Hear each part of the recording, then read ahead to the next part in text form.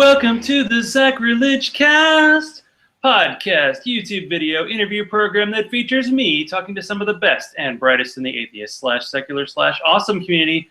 This is episode number 58, and we're recording live on May 31st, 2016. Thanks to Insomniac for being on last week. Once again, I'm going to throw this out here for my great listeners. The first listener to tell me the Insomniac song that played when he was interviewed on the Adamant Atheism podcast will win a copy of the EP, Plagiarism, courtesy of this show. So just check it out. It's not hard to find. So tonight, well, it's kind of afternoon here, but it's tonight there. This is my first international interview. So he's a neuroscientist who dabbles in the written word. Matthew James's novel, Only an Atheist Can Help. Sorry, let's try that again. The novel is Only an Atheist Can Help God Save the World is an odd bird, a tale of God, the biblical one, coming down and asking an atheist for help. He's obstructed by angels, demons, and bureaucracy because that sounds exactly like heaven. God always has time for a spot of tea, so he may be British. Hello, Matthew, and welcome to the show. Hello. Thank you for having me. And thanks for the flexibility. It's about 4:20 Atlanta, Georgia time, and about 9:20 England time. It's just one big England as far as us Americans are concerned. Yeah, could certainly be worse. I've had a few podcast experiences where it's been 3 a.m, and that's not fun. Yeah, if you want to hear more Matthew, you can Cellar Door. I think it's episode 30, and of course I'll have all this in the show notes. And the Atheist podcast, I think it was April 6th, even though it is no longer. Yeah, when I did the show, it was like, we're going to start at 10 o'clock, and I thought that was late. And for you, I think it started at 3 a.m. It was 2 a.m. or 3. I think you're right. I think it was 3 a.m, and it ran till 6. And I'd had a brief sleep beforehand, but it just grinds you down when you're up at 3 a.m. and trying to be cogent and trying to be coherent and have a conversation. You just, oh my goodness, I slept so well when I went to bed at 6. I bet you did. So can you kind of talk, just go back, talk about the journey in a bit, like your own personal religious background. Can you talk about that? I'm actually lucky. I'm one of these guys who doesn't have a religious background, which is great. I was essentially raised an atheist. My parents were non-religious. I never had any kind of religious background growing up. I was never introduced into it in any kind of meaningful or impactful way. The only time I was ever actually in a church was when I was in the Scouts as a young man, and we would have parades and ceremonies for Remembrance Day and other times, and we would end up in churches for those. And that's the only time I can ever actually remember being in a church as a young man. So that was actually an interesting experience for someone who's not a believer, to be in this rather ornate and spectacular environment, but just be thinking, what is this all about? This is really weird. And yeah, I think I'm quite fortunate having been born in England, where it's increasingly becoming secular, and to be raised by parents who didn't instill in me any sort of belief in religion. And I wouldn't say I don't respect religion, but I certainly don't believe in it. I don't treat it as something that's really real, more as mythology and something that can be thought of in that way. Yeah, I've always found it kind of odd because England has its own official church, yet it's not really comes close to the religiosity that America has with our however many thousand versions of Christianity and other religions. Yeah, I think you guys take it much, much more seriously than England. Even in England, if people are particularly religious, and like you said, Church of England is what I would call England's religion. If we have an official religion, I don't think it's dealt with in the same sort of way that it is in America, in that even for the people who feel particularly strongly about it, it's a very personal thing. It's something that you deal with, and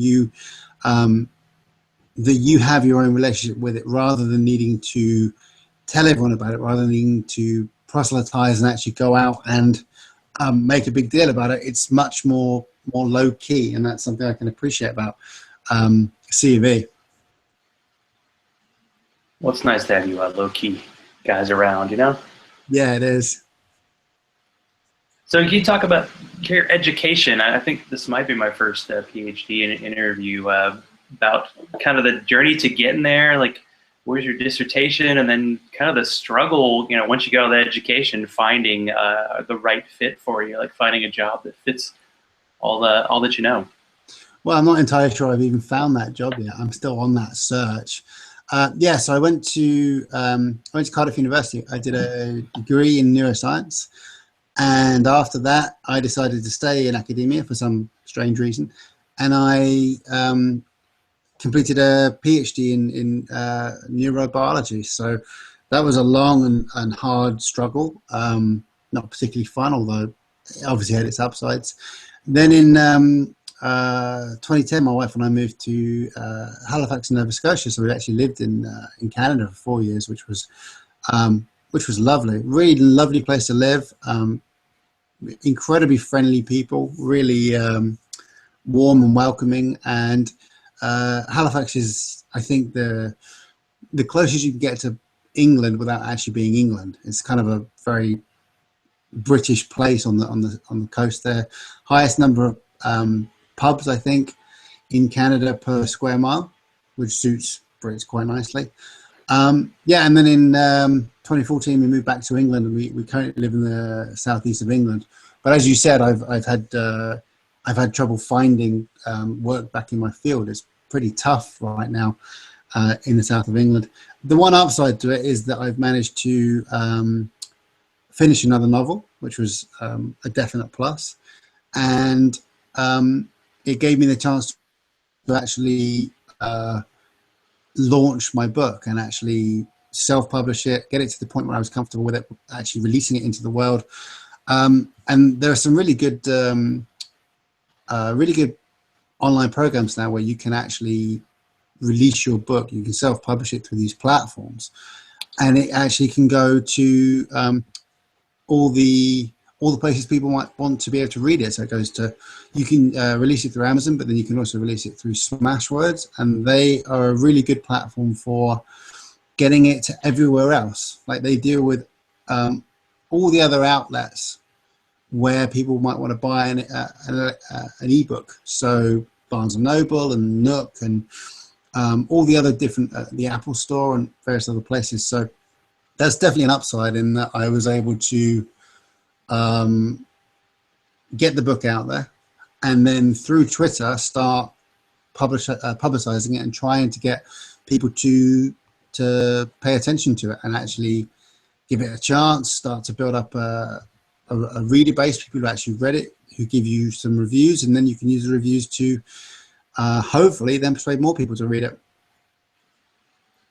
Well, Matthew, you must have been reading my run sheet, because you're already like working through a couple of my next questions. We're going to transition from your education to your writing, but we're there. We're already there. And look at this guy; he's a pro already. You know, early on in your career. But when did you come up with this idea? Because I don't always think of someone who's a neuroscience as someone who just, you know, plugs away at the keyboard, you know, other than, you know, working on that endless dissertation. But when did you come up with the idea for the book, and kind of, you know, give the, even though I kind of gave a bit of an elevator pitch, you know, do it with your, you know, British spin, maybe some nice slang in there too, if you could. I think it was when I was a PhD student. I was starting to write my thesis, because when you're a postgrad student, you join a lab. If you do biological science, you join a lab, you plug away at the work for a couple of years, and you try and get some meaningful data out of what you do. And then once you have the data and you think you have enough to write up a thesis, you then have to go away and on your own time write the actual thesis. So you have to make yourself sit at a keyboard for days, weeks, months until it's finished. And it took me best part of 6 months, I think, to plug away at it day on day and actually get the writing to the standard where it needed to be, to actually give it to the university and say, I'm done. It was during that time that I was, I don't even know why I started, to be honest, but I started writing short stories. And I think an awful lot of writers, an awful lot of self-published guys like myself, start writing stories. You get random ideas from something. It can be it can be anything basically. It can be the most random thing. The story for Only an Atheist actually sort of came from a short story I wrote before that, where I wrote a fable, a tale of an angel coming down from heaven and meeting a young girl who's a perfect soul, and the angel grants her a wish. And of course, the wish backfires. The kind of parable story, fable story. But the angel came from a bureaucracy. Heaven had become a bureaucracy in that. And then I think a little while down the line, I started having the idea of, well, what if God came to earth and actually met an atheist? What would that be like? How would that conversation go? And then that was the first scene I wrote in the book, which is about halfway through, maybe just a little bit before halfway through. And from there, I had to backtrack to find where the story started and then run on and see where I was going with it. And I think I knew the end point pretty early on. I had an idea of where I was going to finish the book. I think I knew a few of the key points in between, and then it was just a case of building the story and filling in the blanks and running through with the whole thing. And besides the idea of having God come to earth, like you said, the actual omnipotent being, I like the idea of him coming to earth and meeting an atheist and then having some conversations, which is a good thing to do for just having an honest chat about religion, having an honest chat about what these things are and the mythology that surround it. But then also, I was curious to find out how God had got to this situation. How had he got to this point where he was coming to earth and the only person he could talk to was an atheist? It's a paradoxical situation. It's very strange. I mean, I've been asked that question a few times now. So why is he come here and why is he dealing with an atheist?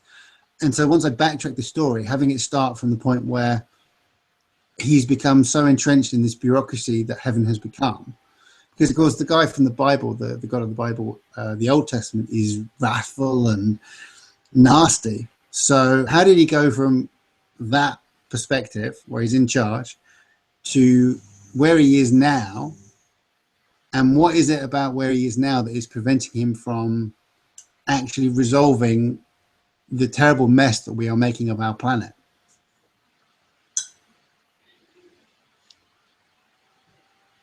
And was it instant that you decided God had to be kind of a T fan? Is that your thing? No, that was something that happened because, well, for a start, they're in England, so that seemed like a good fit. And secondly, I needed, once God had arrived and he was going to have a conversation with Jeffrey, I needed somewhere for them to go, and that seemed like a good choice. And later in the book, you introduce the devil, except the devil wants to go out to the pub. So if you really did get to meet God, would you prefer to get tea or would you prefer to go to the pub? I suspect if I actually did meet God, and I'm an atheist, so I don't believe in God, but it's a fun thing to play with the idea of what God is and what he'd be like or she'd be like. I suspect it's something I'd rather do sober.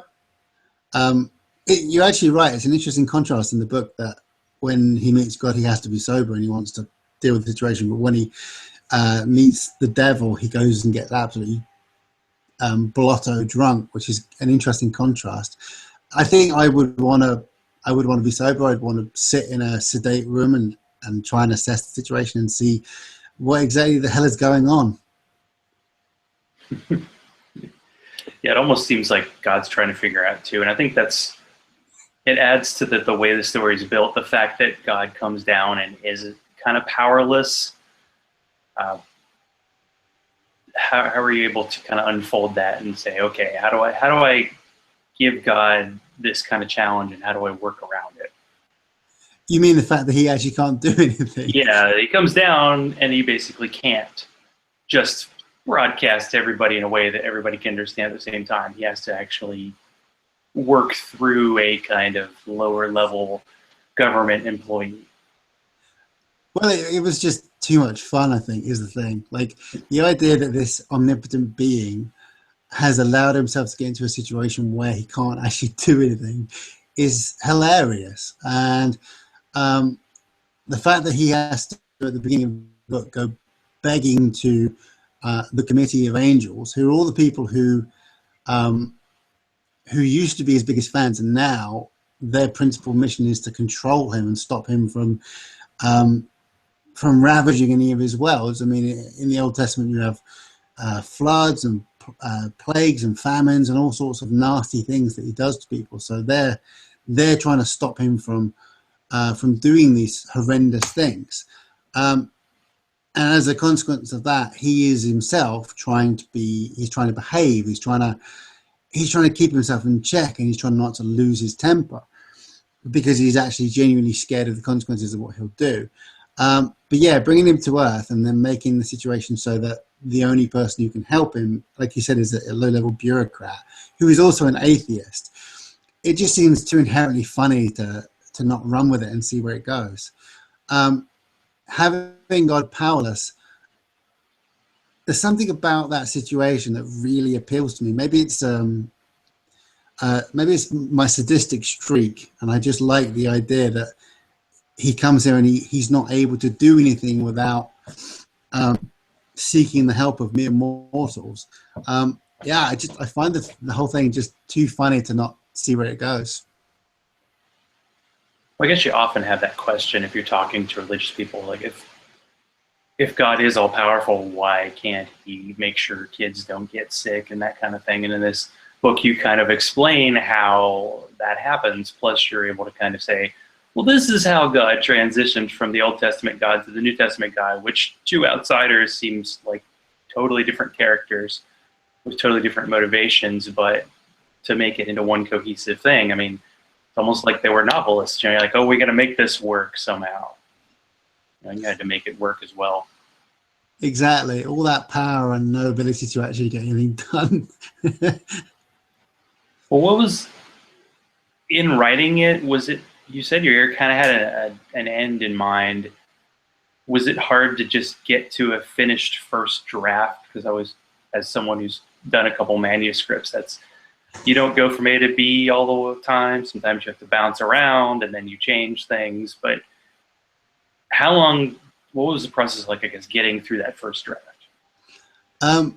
I don't really know what it's like for other writers. I haven't had a chance to discuss it with them, but I do agree that it's not an easy process.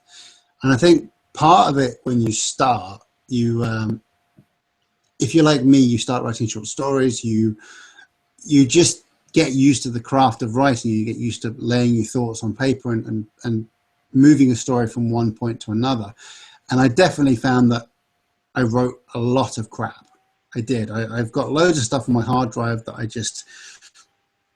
I read through it now and I just go, oh my God, what was that? Like, what was there's nothing beyond the original idea, which is fine. There's nothing in this story. There is nothing at all. It's horrendous. But everybody does that. All writers start from the same place and move forward.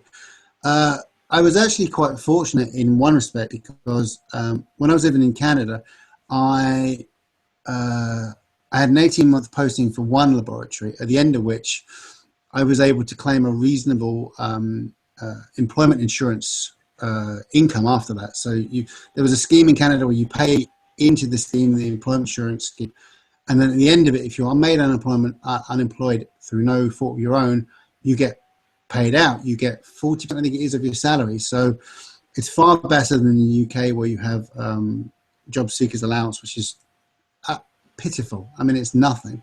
And so I was able to actually apply for jobs, which I did, and attend interviews and all the regular stuff. But at the same time, the place we were living, there wasn't an awful lot there. So there wasn't that many jobs to apply for. So once I'd done my applications, I could then write. So what I did is, for 6 months or so, I carried on living my life exactly as it was. My wife and I got up in the morning. We got her ready for work. She left. And then I sat on my typewriter and I worked. I approached it like a job. So I would write for an hour and a half, 2 hours. I'd take a break, write for another hour and a half, 2 hours, have lunch, and just keep going and keep plugging away at it. And I didn't find any other way to do it besides just sitting and doing it. And there were bits where I had to scrap bits because it didn't work. There were bits where I had to go back and rewrite it and start again. And that's pretty much the process. Then for the next 2 years, three, it might be even 3 years, I tried to go through the traditional publishing route. I sent emails out to agents. I was largely ignored. Every now and then I'd get an email saying, sounds great, but I've got no idea what to do with it. It reads great. It's funny, but that's it. I can't do anything with this. I'm sorry. And eventually you get to the point, and I think more and more writers are doing this now, where you get to the point of going, why not try self-publishing? Why not? It's not like vanity publishing used to be, where you would have to print your own copy, spend a lot of your own money, and probably fail. With the internet, with Twitter, with all these other mediums that you can use, you actually have a chance at reaching an audience. You have a chance at getting your book read and getting some reviews. And I think that the way things have changed now, the way things are gradually shifting away from that traditional vanity publishing route, there is something more that you can do there. I think it did really help that I had 3 years basically of editing. So while I was trying to find an agent, I was editing the hell out of it. My wife edited it a couple of times. I edited it, I don't even know how many times. My job in Halifax, I wasn't that busy. Certain times of the week, I could print off a chunk. The book's divided into 10 pretty even chapters, so I could just print off one of the chapters and sit and read it, and just with a red pen go through it, find the mistakes, correct the grammar, and over the course of 2-3 years, gradually it became actually something readable. Whereas before it was a first draft. You start with the first draft and you move forward. Finishing the process, finishing the book was, and I'm sure other authors will say this as well, was a hell of a rush, like a real adrenaline. But I remember the day I finished the novel and I was just ecstatic that I'd actually managed to plot the thing out, spend the time, write it, edit it, and I was done with it. And that was a very fun day. Yeah, you got to give yourself those moments to celebrate. Because I've written, I don't know, 2 or 3, I guess, manuscripts that would be considered novels, and nothing's really come of them. And I've actually published a couple of ebooks that are involved in the American fantasy football industry. And you do put it together, then you have to get it in a certain style for Amazon, and you have to load it the right way, and then make sure that they accept it. And then once that happens, and you're like, oh crap, now I got to get people to buy this. That's the last station. And something that even authors that get published, traditionally still have to kind of be their own marketing. So what's it like to be kind of your own marketing arm and writer and pretty much everything in one? It's not for everybody. You do have to have a certain kind of gregarious personality where you're not afraid to put yourself out there. I mean, that is something quite scary when you upload the book to Amazon and Smashwords, and then people can buy it, and you suddenly think, shit, someone's going to read this. I hope it actually is good enough. And you don't find out, obviously, for quite a while later, whether or not people actually like it, whether they respond to it. And if you start getting reviews, absolutely fantastic. Every review I've had so far, I've had about 10 reviews so far. Every time I get one, it's just such a fantastic feeling. The first night I got one, my wife and I had gone out for an evening. I can't remember what the evening was, but we got back. And the other thing about plugging your book through Twitter or publishing it through, promoting it through Twitter, it's relentless. Like, you have to keep going. You have to keep pushing. You have to try and strike a balance between putting your tweets out often enough that people see them and are interested, and also not pissing them off and making them tell you to go away, block you, or unfollow you. I mean, it's not the easiest thing to do. So like typically I send out a bunch of tweets every day. I try and vary them. So I have one where I just say what the book is and try and encourage people to see the front cover, because the cover's it's quite a striking cover. It's quite it grabs people. I've had a lot of very positive feedback from people saying, wow, what a spectacular image, what an incredible front cover. I send out a tweet where I have a little excerpt of the book, just to give people, if I can get them to read the excerpt, just to get a little bit of information about what the book is, the kind of story is, the tone of the novel. And then of course I plug the reviews. So the people who've given me the reviews, I tweet out their reviews. For the YouTube people, I'm showing the Only an Atheist Can Save the World kind of cover so you can see it. And you just have to imagine it. And, you just look up Only an Atheist Can Help God Save the World. And you can see it too, people who are on iTunes and other audio forms. But just want everybody to see it real quick before we continue. All right. No worries. So through all those things, I run a blog as well. So I try and write interesting blog posts either about my novel, about atheism, or whatever topic comes to mind. I've done a bunch of book reviews. I write quite a lot about comics on there, because comics is a huge passion of mine. And just gradually try to persuade the people who've chosen to follow you that this is worth their time, that it's worth a couple of bucks or a couple of pounds just to have the book and read it and enjoy it. And every time you get a review from somebody, if you get a good review, that helps more than anything else. So I have to say to you, thank you very much for the review. You will probably, if you see my Twitter feed at all, you will see your own words as my tagline in the coming weeks, where I tell people what it is other people like yourself has said about the book, and use that to say to people, come on, take a look.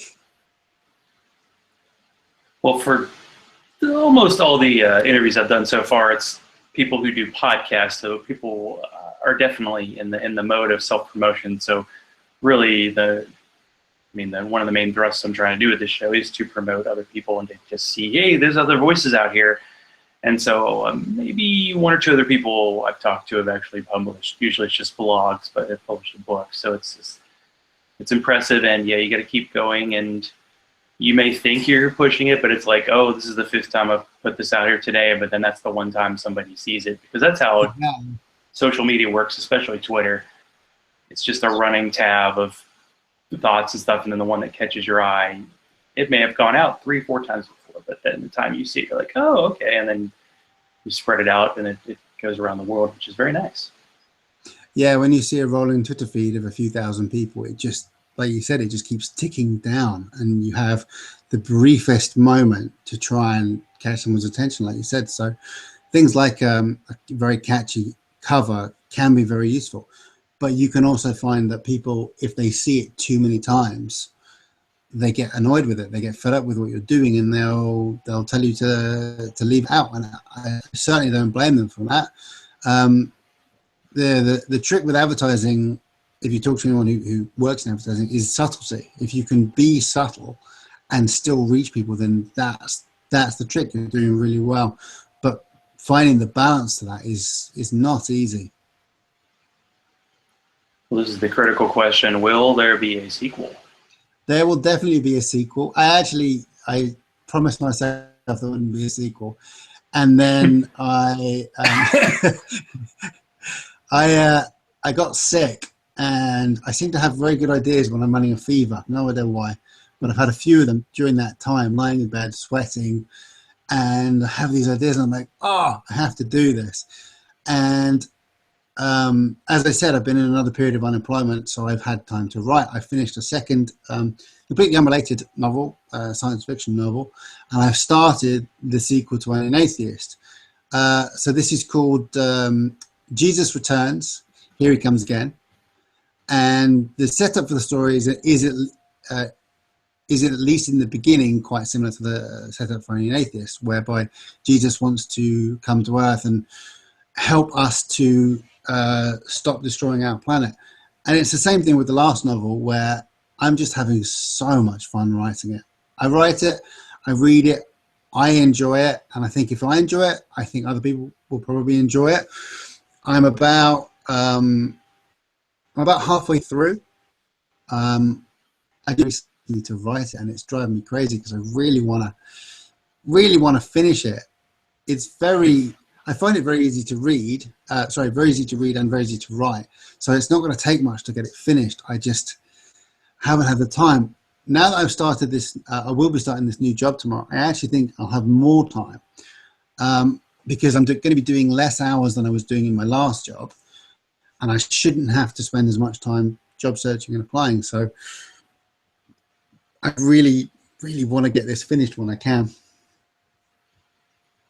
Yeah, I think there's this alternating feeling when you're writing, the kind of panic, like, oh crap, what happens next? And then, oh, let me get this out before I forget it. Or even if you write down notes, it never is the same as that moment of inspiration where you're like, okay, this is what I need to do right now.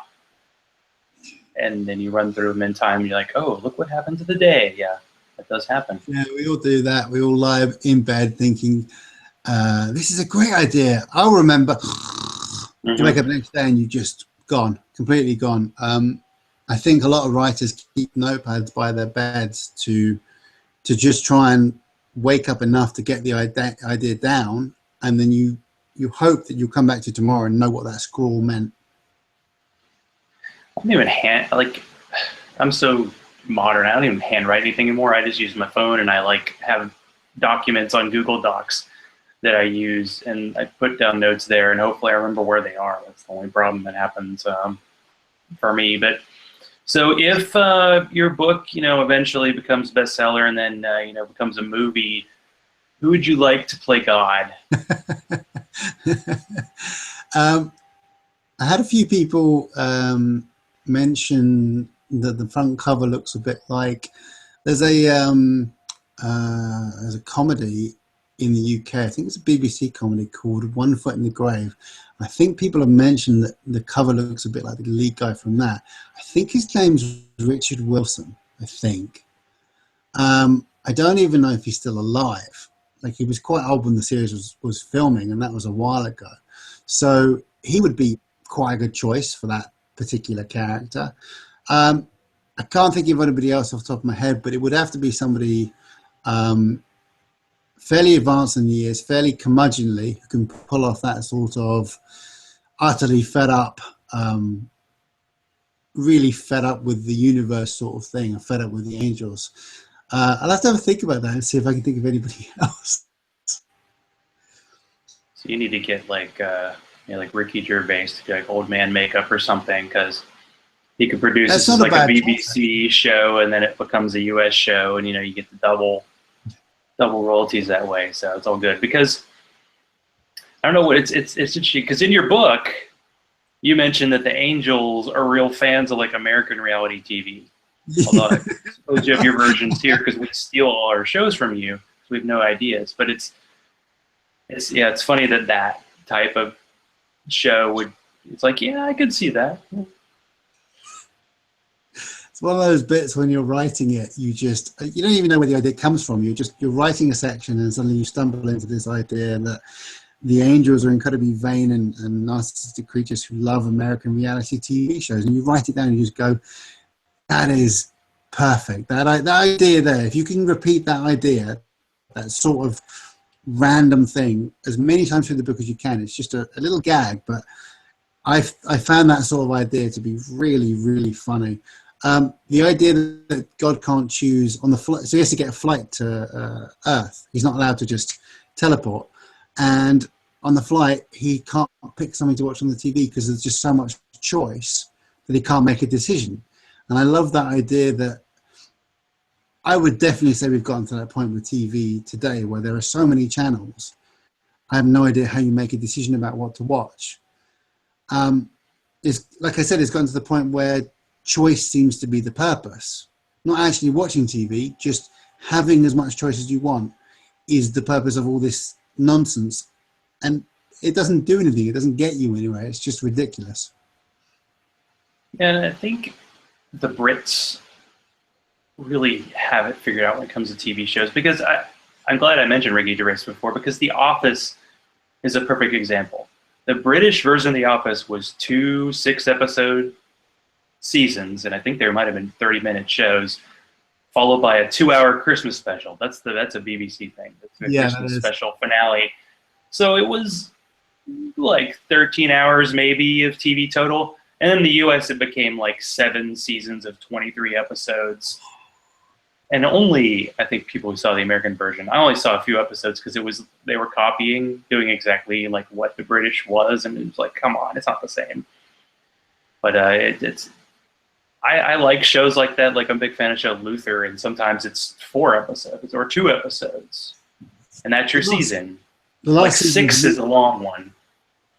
The last season of Luther was 2 episodes. I don't even know how that's a season. Yeah, I guess when you become like Idris Elba's become like a big star, it's like, well, whenever we can sneak in a few episodes, we'll get him, and then we're done. I think Sherlock's the same. Sherlock, they might have had one season that was just 1 episode that was like a movie. Oh, goodness. That's just the time you have, you know. Yeah, the format for BBC shows does tend to be along that line. There's plenty of examples of TV shows like, you ever seen Red Dwarf? See, I haven't seen that show. Like, I just Doctor Who finally, like, yeah, all the modern. I don't even know what that means because the show's 50 years old. But like starting, I think in the 90s, those versions were on like Amazon Prime. And I only watched a couple episodes. Red Dwarf's a show I've heard about, and I'm kind of a sci-fi guy, and so I should check it out. I don't know if it's like Doctor Who in that it's been on forever and it'd be hard to tell when to start watching. Red Dwarf was a comedy that ran in the, I think, late 80s, early 90s, probably early 90s. And it ran for 6 seasons at first, and then it took a long hiatus. And I would say that the first 6 seasons are when it's good, and everything after that is really not up to scratch. But it's like you said with The Office. Every season is 6 episodes, and half-an-hour shows. So there's not an awful lot of time total. You could fit all of Red Dwarf in one standard American season. And Red Dwarf is a show where the first 2 seasons are one particular kind of show. So it's about a guy who is serving on a deep space exploration vessel, a mining vessel, and there's an accident on the ship, and he wakes up 3 million years later, and he's the only crew member. So he's now 3 million years in the future. Okay. And then the only companions he has a hologram of his dead bunkmate, who he hates, and he has a descendant of his illegally smuggled on cat, who's now a humanoid. And then a few episodes later, they pick up a service droid, Crichton. So that's it. That's the show. That's the 4 people in it, the ship's computer. And for the first couple of seasons, it's a fairly smart, fairly intelligence is not the word I'm looking for. There's another word I'm looking for. But it deals with like sci-fi issues, and it deals with humanity issues, and it's not hugely funny, but it is entertaining. And then it hits season 3, and it sort of becomes a Space Monster of the Week episode, where they keep running in every week to something new. But then for the next 4 seasons, it is really, really funny. There's an episode where they run into something called a polymorph, and it's something that can transform into all sorts of things. It's a creature that can become anything, basically. A rabbit or a jack-in-the-box or whatever. And of course, the show writers, they have a tremendous amount of fun with that idea. They play around with it, and they do silly things. But if you do watch Red Dwarf, season 6 ends with a big dramatic event, and unfortunately after that, there was a big falling out between the 2 co-creators and co-writers. And one of them left the show and never returned. The show was put on hiatus for, I don't know how many years, 5, 10 years. And when it came back, it's a pale imitation of its former self. It was recently again relaunched 3 years ago from as a cable TV show channel called Dave, and Dave purchased the rights to make Red Dwarf from the BBC, who owned it, and then they've been doing seasons, and it's heading back in the direction it used to be, but it's not quite where it was. It's okay, but there is something about classic Red Dwarf that is really funny. Or if that's something that's actually available to watch in any form now that there's 700 ways to watch everything. It's got to be. Yeah. Now, part of your bio mentioned the fact that you once were a caretaker of 50 cats. Yeah. Does that make you like more of a cat person or less of a cat person? Oh, I love cats. I've got 2. I have to lock mine out of the room while I do the show. So Me too. they just wander in and out. They're not really that interested, to be honest. Yeah, my parents have a couple of cats. I had a cat when I was growing up, and now my wife, 2 adorable little playful buggers who, yeah, you have to lock them out of the room when you're doing something like this because they just won't leave you alone. They just want to come and say hi. Parade across in front of the screen. So when you're not talking about your book, what do you usually write about in your blog? So it's sort of a work in progress in that it basically covers whatever I feel like writing about, really. So a good chunk of it has been self-publishing books, the self-publishing process, what it's like to get your first couple of reviews, what it was like starting to appear on an atheist podcast like this. Like you said, I've been on a few. I've been on Celador Skeptics. Those guys were good enough to have me on, and the Atheist Cast, which is now Wayward Atheist, I think it is now. Yeah. And so one of my blog posts was about that, going on Atheist Podcast, meeting the atheist community, chatting about things like this, and what the podcast is really, like this new media format where you can directly reach your audience. There's nobody overseeing your editing process except for yourselves. You can be as profane as you want. You can be as censored as you want. You have complete control over it, and it's a really, really interesting new format. I really quite like it. I did a post recently about how there seems to be a sudden rash of atheist comedies around. So there's the Book of Mormon in London, and there's Hand to God, and there's a couple of others as well that just seem to have sprung up and are playing in either London or New York. And it just suddenly seems like atheist comedies have become its own thing, which is really interesting, especially for me when I've self-published an atheist comedy book.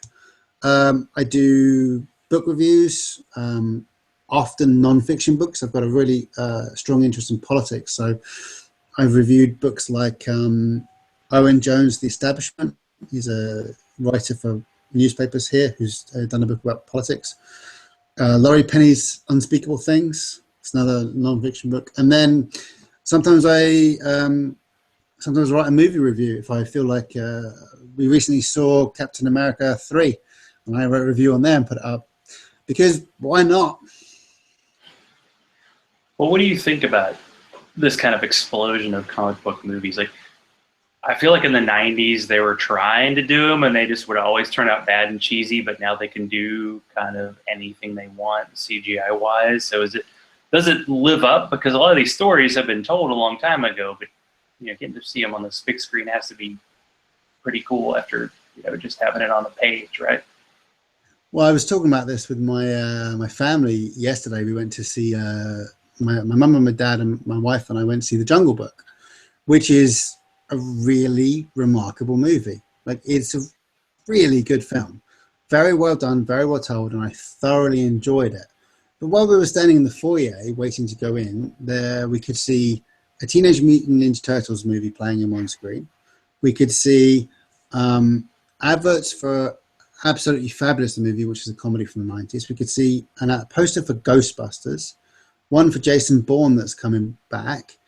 And there was just, every movie was either a sequel, a franchise, or a reinvention of an old film. And you're just going, come on, guys, there must be original stories out there. No? Is there no new material? Has Hollywood gotten to the point where it has stripped itself of writers so badly that nobody writes a novel idea, a novel script, something new? I don't know. The comic book movies, on the whole, I really like them. I think there have been some excellent examples of comic book movies the last 5-10 years that have just been fantastic. Things like Kick-Ass. Absolutely loved the first Kick-Ass. Yeah, it was really good. Hated the second, and the second is Abomination. On the whole, I've really enjoyed Marvel's Cinematic Universe, as they call it. I think the road they've taken to get their movies from Iron Man and Thor to the Avengers movie, Guardians, and Ant-Man has been fantastic. Really good, really entertaining, with some great films and some great surprises. I did, however, have some serious problems with Captain America 3. If you read my blog post, you'll see I didn't think it was a very well done movie. I think it was a very well structured. I think it should have been Captain America 3 followed by Avengers 3 Civil War. Like, it feels like they crammed those two movies together into one 2.5-hour movie, and it should have been two distinct movies. Maybe they're feeling the pressure from DC now that DC got Batman versus Superman out. But I have no interest in Man of Steel or Batman vs Superman or any DC movies, given how horrendously crap they've been. Yeah, I really think I just saw Man of Steel on like HBO, and it was just like, okay. I don't know. It's this thing about comic books, and I've probably mentioned this before, that after dealing with like devastation, like what happened with like 9/11, these comic book movies that often depict like cities being wantonly destroyed, and then kind of in a surreal, not real version, you just kind of go, because that's where the Man of Steel was like half an hour, 45 minutes of them just destroying a city, and I heard the next movie did some similar stuff, and you can't keep track when they're fighting half the time because it's just so blurry, and so you really have to throw characters in there. Like you mentioned, enjoying like Red Dwarf. Like, I'm a big fan of the Buffy the Vampire Slayer series, yeah. And that was a lower budget. Like, they had some kind of CGI type stuff, but the characters had to be good, and it had to be fun, and I'd have those nice one-liners. And some of those movies have them, some of them don't. I have heard that Captain America maybe didn't need to be called Captain America, because once they did the Avengers movie, every movie since kind of is, because they're going to throw a few of those characters in there, right? Well, they didn't do it with Guardians, and they didn't do it with Ant-Man because they were standalone movies. Yeah. But really, my impression is that Captain America 3 should have focused on Captain America, Winter Soldier, maybe have Falcon and Black Widow in there, but then keep that as the core cast, and then do Avengers 3 Civil War, which is what a good chunk of that movie should have been. And then I've got no problems with Spider-Man being in there, with Scarlet Witch being in there, with Vision. They're all great characters, but they shouldn't be taking up so much time in a Captain America movie when Cap's not in it at all, or hardly at all. Going back to Man of Steel, I couldn't even get through the movie. Like, my wife and I watched an hour and turned it off. And when we heard that the last 45 minutes was just basically one long action scene of 3 or 4 invulnerable people punching each other, well, what exactly is the point? Then nobody's going to get hurt, nobody's going to suffer. And like you said, there's no character to invest in. There's just nothing.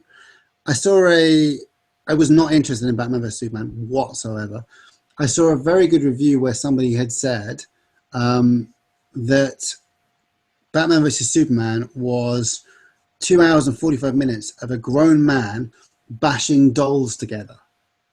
And that seemed to me to be a very clever and very succinct definition of what Batman vs Superman was. And I just have no interest in a movie that pointless. Yeah, the way you described the way there aren't any new ideas, or that things are getting recycled, does remind me, when you were talking, I think it was on the Salvador show, when you're talking about how publishers are looking for the next Harry Potter or the next Hunger Games type movie, but when those books came out, there wasn't a Harry Potter, or there wasn't that, because it was the first, or at least it was a different spin on that.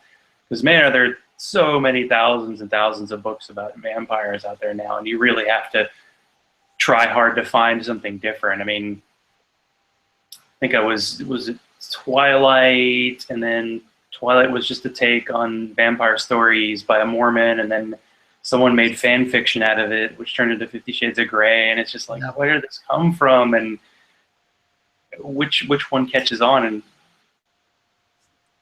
hard to find that, but there are, I think you can find these original stories, or at least different ways of telling them. It just takes people a little bit of creativity, We like the familiar. I think it's a sign that the industry is quite scared.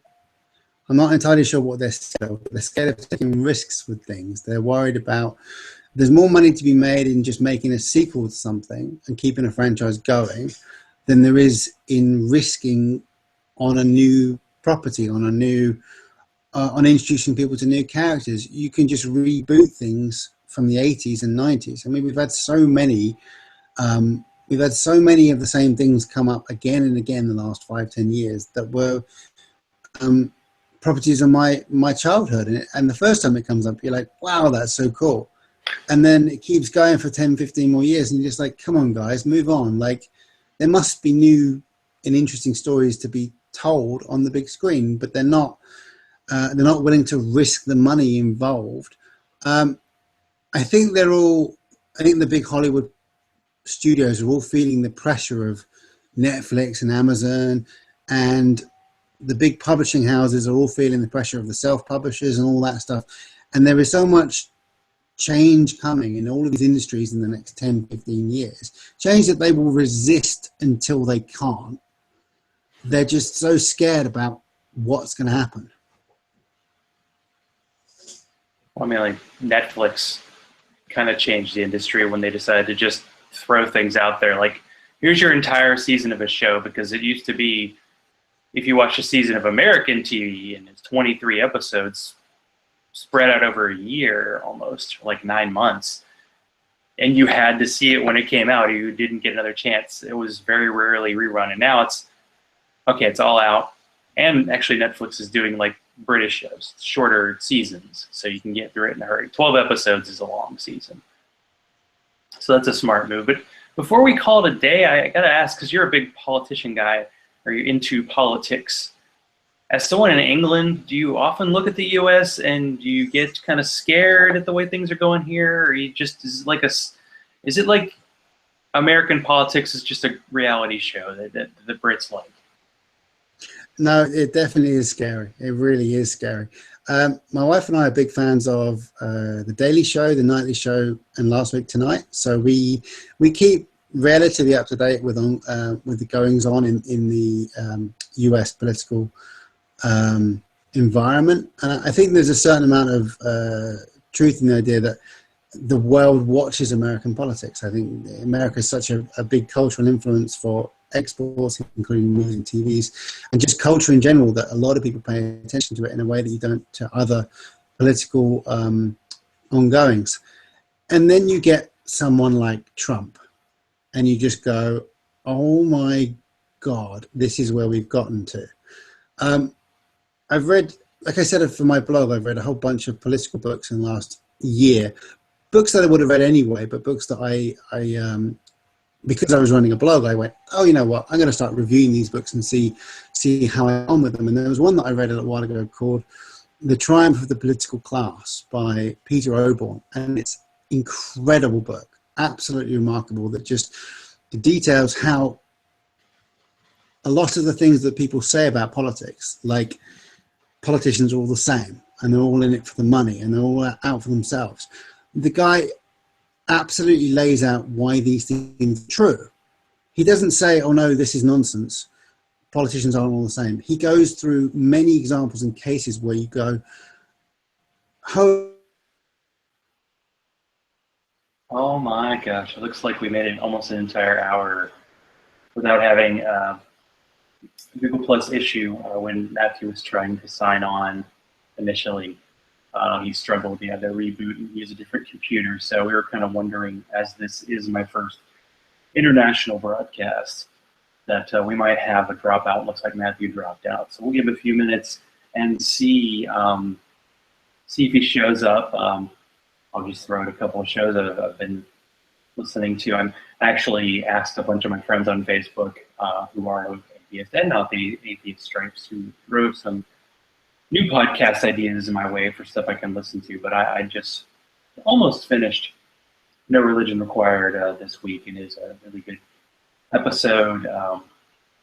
We had quite a few guests on there. We had Andrew Garber, who I've interviewed a while back, does Atheist Roundtable and is on a bit of a hiatus, but he just got that kind of authoritative voice that's kind of, he's fun to listen to. Kelly Wright was also on there, as they were for what seems like the second week in a row, discussing kind of the state of the atheist community, because right now there have been there've been some issues, and one point that came up that just made me think for a second was, you know, you might agree with somebody on something. Like, obviously, most everybody who's on this show, listening to this show, who's been interviewed on this show is an atheist.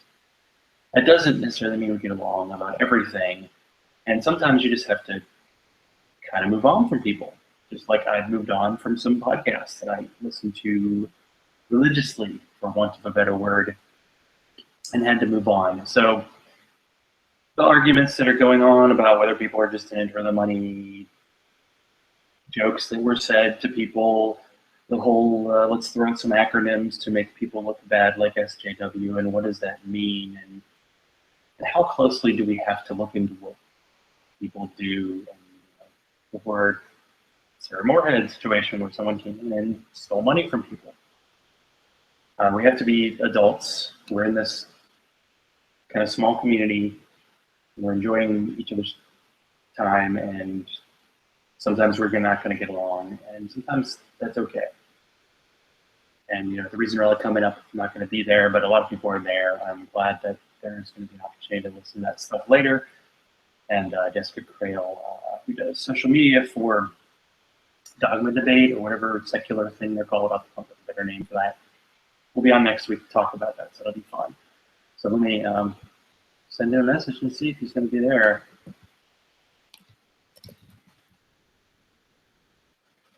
If Matthew can't make it back, then I will kind of do his outro for him, because his book is Only Atheists Can Help God Save the World, and you can find that on Amazon, and just go to Google and look it up, and you'll be able to find it on many places.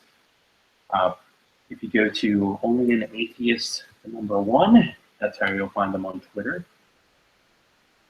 And I just lost my page that had all that information, so that's neat. That's how to find him, and I believe he does a blog under that same name too, Only an Atheist.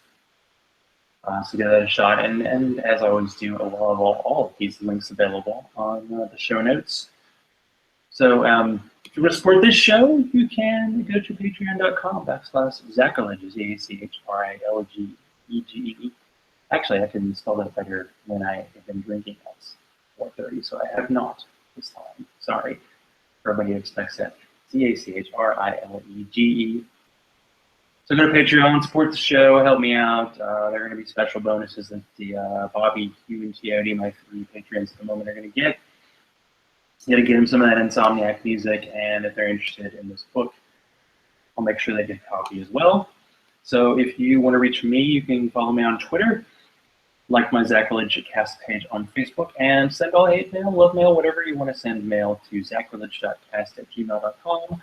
I will thank Matthew for being on tonight. He does have a new job tomorrow, and it is 10:30 there, so I understand it's a bit late. So stay safe, and if you need to chat, I'm available. If you're an atheist and feel alone, you are not alone. Reach out. Let's chat and get that human connectiveness that keeps people coming back every Sunday. Stay skeptical, And I love all of y'all. Night.